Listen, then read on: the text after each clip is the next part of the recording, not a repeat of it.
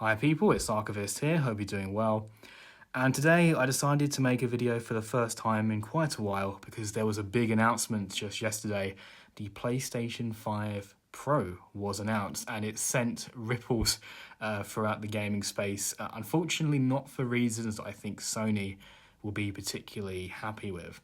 So this is a paradigm that we have seen before in the last generation on PlayStation 4. We had the PlayStation 4 Pro, and that was essentially a boost in power, particularly on the GPU side, that allowed the PlayStation 4 to play games in 4K, or at least upscaled 4K, not necessarily native in the vast majority of cases. So there was a big hook there at the time. 4K TVs were beginning to sell more, and people wanted to take advantage of them, and it was a great way to do so. So there was a very compelling hook there.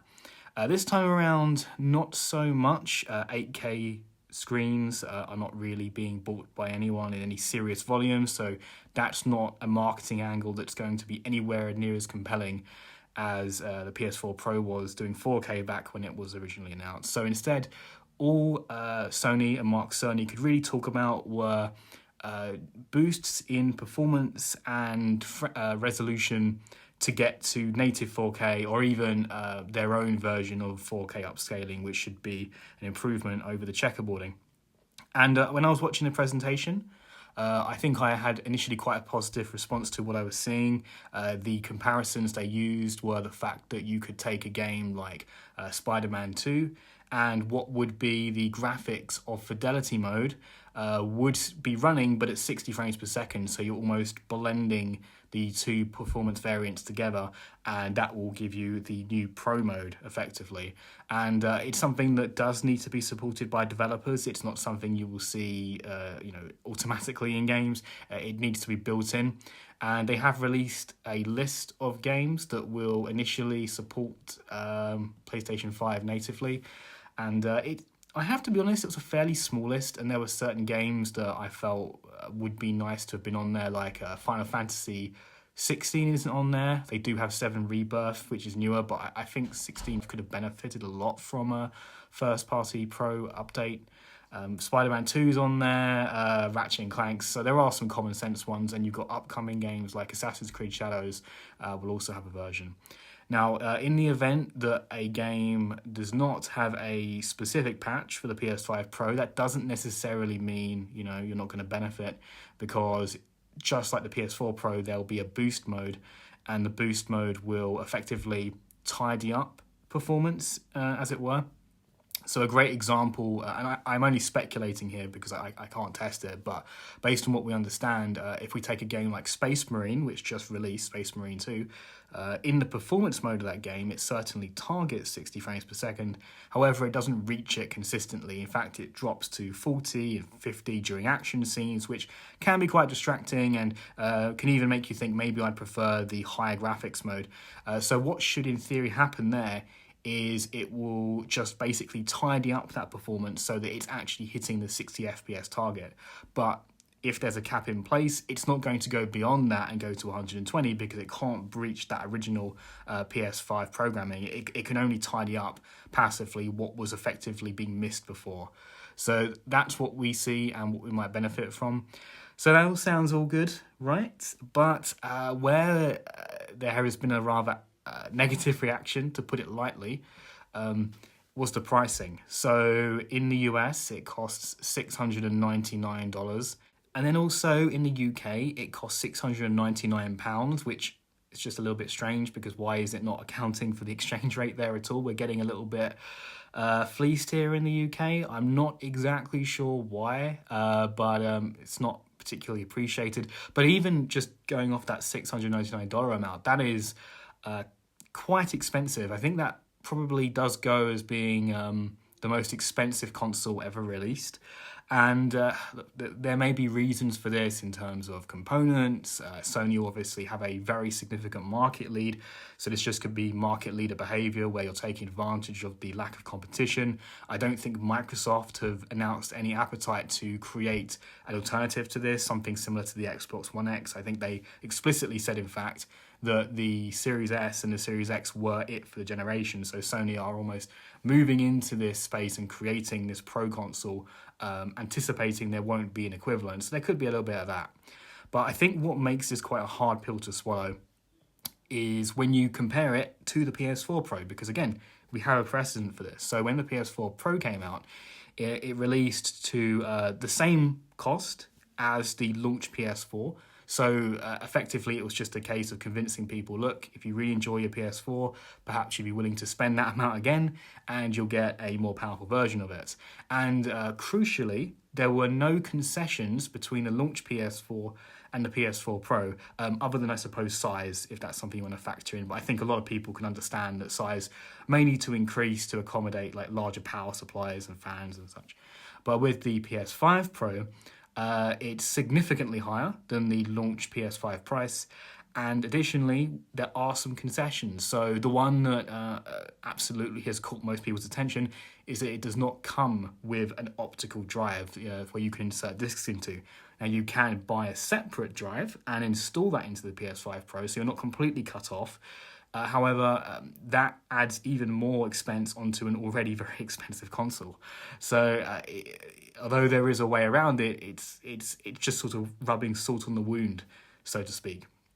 And then something that I just feel is just petty, to be completely honest, is the vertical stand not being included. In my opinion, the PS5 and the Pro, from a design perspective, look best when they're vertically positioned, if anything, because of the symmetry. So, and that's where they present, the way they present the PS5. So to not include that, especially again when that was with the PlayStation 5, I distinctly remember getting it out of the box and having the stand there. I didn't have to make a separate purchase. It feels quite stingy, like even though it's not the biggest extra edition, it just feels like, again, being nickel and dimed. So I think those factors, but the optical drive is definitely the one that is catching most people's attention. For me personally, if I'm completely honest, it's not the biggest deal to me. I do have the PS5 launch edition with the optical drive. However, in complete truthfulness, I've only used it once to play Killzone Shadowfall, and that was very briefly because I realised that game wasn't benefiting a lot from the PS5 anyway. But besides the point, so to me, just the reality of how I consume games nowadays, I have moved primarily to digital. But that said, I can absolutely sympathise with those who like to collect library for the benefits of selling those games, for the ownership of them. You're detaching them from your account, so if your account, God forbid, ever gets hacked, you don't lose all the games, you don't lose all those licenses because you have them physically. And then just the idea of building that collection, having the bookshelf, I fully understand that. So even though you can get the optical drive, I think it creates a signal and a concern that Sony are probably trying to gradually move to a future where with the PlayStation 6 perhaps, or 7, whenever they decide to do it, they will be going all digital eventually. And I know that's something that has a lot of people concerned. And you know what? Even as someone like myself who is primarily digital, I do have my own concerns because it means that Sony will have, a monopoly control in terms of the sales of the games on their own marketplace, which means they'll be less incentivized to, competitively price the titles on the PlayStation Store because they know that they're not competing with physical editions, right? So even if you're in digital, you may be impacted because prices may go up with no competition from a physical side of things. So it does impact all of us if that is the future we go to. But again, I just wanted to be honest about that because while I fully understand it, it doesn't directly impact me in terms of putting me off. Now, one thing I do wonder if it's fairly jacking up the price here would be the capacity. So in the original PlayStation 5, it was about 800 gigabytes, I think, for the SSD. And then after the OS storage, I think that went down to about 600 roughly. This is now going up to 2 terabytes, and I suppose there'll be a slightly lower amount, again, to accommodate for the OS and system files. But that is a significant jump, and I definitely can say that one struggle I've had with the PlayStation 5 is that the storage doesn't feel quite enough. To be fair, I could have upgraded the capacity, but admittedly, it's just something I didn't quite get round to. So this would be a nice little jump for me as well. But SSD isn't cheap, and perhaps this is boosting the price up quite a lot. And I do wonder if maybe Sony could have benefited from announcing a 1 TB version and a 2 TB version, maybe even a 4 TB version. And you can use that to have a lower price of entry. So if you're someone who already has the storage that they can install into the PlayStation 5 Pro, and you primarily just care about the performance boost, then it could have been a good way to save money and reduce that. And you could even do it where, there's one version we have where it's the 1 terabyte storage, but you get the optical drive, and then there's another version with 2 terabytes. Well, basically the version we actually have. So that's kind of curious to me that they decided to only offer a 2 terabyte version. That feels like an obvious way of reducing the entry point, because I do think this is one of those situations where there could have been a $1,000 version, but as long as there's an entry point that was affordable, I think people would have been more accepting of it. It's because there's just this one very expensive version for a console.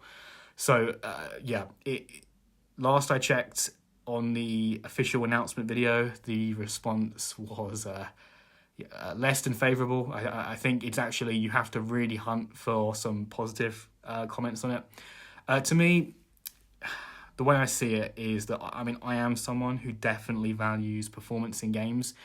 So there's a decent chance I could see myself getting it, but it definitely sucks that we're effectively getting a similar situation to the PS4 Pro, but we're getting it in a way that is of a lot more cost, even if you do it relative to the years, because we could have just had like a similarly priced PS5 Pro to the launch PS5. Even if it was just a small jump, I think that would have been more accepting than the fairly significant one we've seen here. But yeah, I don't think it's a completely meritless purchase. I truly don't. Like, I have seen some really extreme takes, like, there's no reason to buy it. Like the example is, if you're going to spend this much, you might as well get a gaming PC. But look, the reality is there are plenty of PlayStation 5 exclusives that do eventually make it to PC for sure, but they do spend usually at minimum a year before they make it to the PC. And I don't know about anyone else, but for me, if I really want to play a big new Sony first-party title, like I'm really excited for it, I can't really get myself into the mindset of, I'll just wait a year to play it on PC. I just can't. I'm too eager to play it. So in terms of who this is for, it's for console gamers who want the best possible console experience. Occasionally, you even get games like Grand Theft Auto 6. It's the one that a lot of people are talking about with regards to the PlayStation 5 Pro. It's only going to be on consoles initially. We don't know when the PC version's coming out. I'd say 1 year is the likely minimum, but it could be longer, could be 2 years until it comes out. We just don't know right now. And so that means that, as expensive as the PS5 Pro is, it is going to be the best place to play GTA 6, unless there's some bizarre crippling bugs. But theoretically, it will be the best place to play it from a performance perspective that you can have for, again, what I'd say at least a year. And GTA 6 is one of those games, if it's anything like GTA 5, where it can be your one game for a long time. So it's not something that is without merit. But yeah, the price is certainly causing waves. And obviously, it's harkening back to the days of the PS3 and arrogant Sony. The reality is, if you've got a market leader, they're not going to put as much effort in because of a lack of competition, and they're going to price higher because they know they can. It's just like, you can't look at it too personally. It's just what happens. I remember this happened with Intel in sort of the more early 2010s, where they had no competition at all from AMD, and ARM was nowhere near desktop class yet. So they just came up with these incredibly tiny increments between releases on their CPUs. But then the moment that AMD and even Apple got involved, they suddenly started thinking, oh no, we need to actually start putting effort in now because we've got competition, right? So it's just what happens. And at the end of the day, if Xbox pick up, if they get more of their own first-party games out, they release their own Xbox Series X or whatever on earth they would call it, you will see a change in their pricing strategy. It's just the reality of it. I suppose for me, again, as someone who quite frankly probably will get it, understanding the pros and cons of this purchase, because it seems like so many people are against this, completely fairly so because of the pricing, it should at least in theory, touch wood, leads to less of a scalping situation that we saw, of course, with the PlayStation 5. I was very lucky that I just about got a PlayStation 5 ordered. I remember being awake at like 5 in the morning and going on to Argos, and the website was laggy as hell, but I just got it through. And if I'd have missed that, I think I would have been waiting an entire year unless I went to a scalper to get a PlayStation 5. Based on the response, I don't think we're going to see a repeat of that unless Sony, their manufacturing numbers are just very, very low and they can't match even the demand we're going to get. So if you are interested in buying it, that is something that is perhaps a silver lining to a bit of negative reaction. What is not so great about negative reaction is if people don't buy into the PlayStation 5 Pro.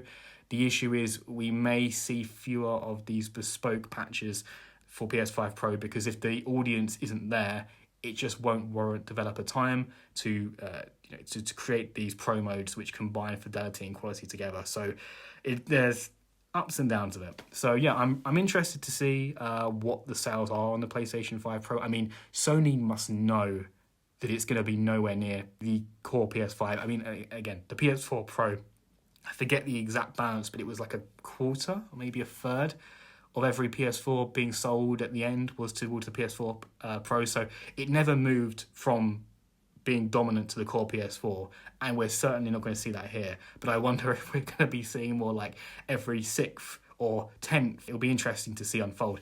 But yeah, so fancied making this video. Haven't done one in a while. Apologies. The sound quality is definitely going to be worse than it was. I've a number of things have changed, and I'm just getting my iPad mic here just because we did want to talk on this while the topic was hot.